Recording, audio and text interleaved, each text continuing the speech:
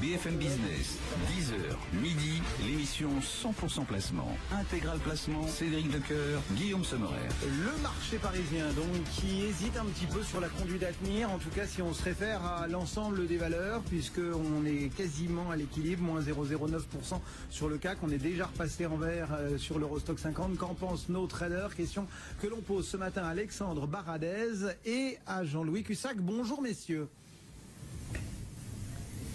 Bonjour tout le monde. Bonjour tous. Jean-Louis Cussac, donc, chez Perceval, Alexandre Baradez chez IG. Alexandre, comment sentez-vous la tendance? Est-ce qu'on va réussir, comme l'a fait l'Eurostock 50, du côté du CAC, à repasser en territoire positif?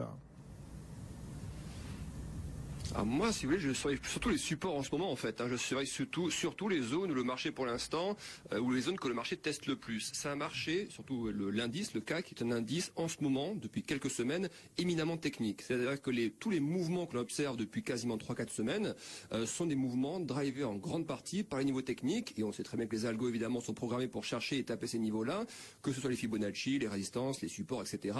On va résumer rapidement. On est venu buter au-delà des 5000 points sur l'oblique historique, cette grande oblique qui passe par les sommets historiques du CAC en 2000 et en 2007 et également en 2015. Donc on s'arrêtait là-dessus, on est venu taper cette résistance de très long terme et on retrace. Et sur quoi on retrace? Eh bien, on retrace sur ce qu'on appelle un retracement de Fibonacci, qui est un niveau également très technique, très surveillé par le marché, dont le niveau important se trouve à 4955 points. Et si vous regardez bien sur tout le mois de mars, qu'a fait l'indice, qu'a fait le CAC, il est venu chercher les 5000 début du mois de mars, il tape une fois ce niveau de support, il rebondit une deuxième fois, il va chercher la résistance historique, l'oblique, et il retombe, donc ce début de semaine, il retombe à 4955. C'est la troisième fois qu'il teste.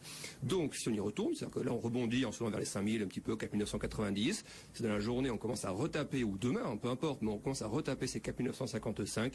Il y a un très, très gros risque de cassure pour aller chercher tout de suite la moyenne mobile 50 périodes, daily, qui est à 4900 points, niveau précis. Et je pense que si on va chercher ça, le marché ne devrait pas s'arrêter là. Il devrait essayer d'aller chercher un ancien support qui se trouve actuellement dans une zone de 4850 points. Donc c'est ça que je surveille, mais c'est un marché qui est hyper technique. C'est-à-dire que soit on va d'abord taper ce support, et je privilégie à ce moment-là la recherche d'une cassure entre 50 et 100 points à la baisse, soit on a un marché qui se montre résilient dans cette zone, qui ne va pas chercher le support, qui remonte à 5050, 5055 points, et à ce moment-là, sur un petit scalp aussi, on peut taper 40-50 points.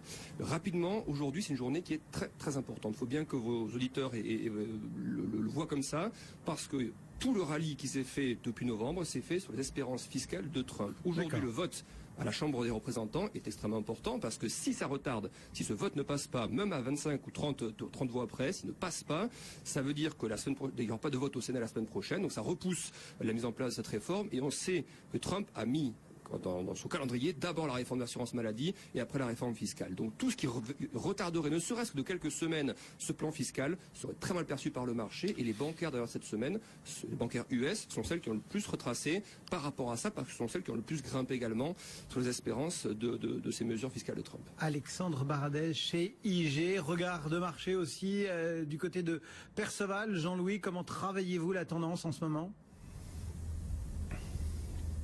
Toujours à l'achat, Cédric. Hier c'était 46, ce matin c'était 66, mais 66 on l'a pas fait. Alors on a fait un double appui sur 70, enfin sur 72 exactement, et puis concomitamment le DAX, lui par contre on était placé à 11 926, il est venu chercher le niveau, donc voilà, il a fallu payer 72. Pour autant, il n'y a pas de rebond pour l'instant très important.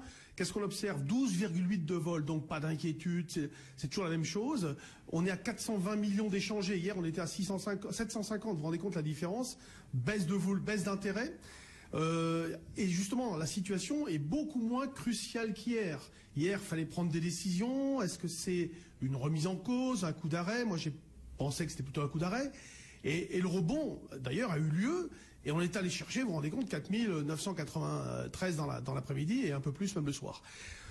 Il faut évidemment continuer dans ce même esprit, garder l'idée que tant qu'on est au-dessus de 4920, 15 futurs, avril, le marché conserve un maximum de chances de rebondir, qu'en dessous, on neutraliserait la situation, on passerait pas vendeur non plus, mais on changerait de phase, voyez-vous, on irait plutôt dans une phase de dérive horizontale entre peut-être 4000, à ce moment-là, on évoluerait peut-être entre 4950 et 4850.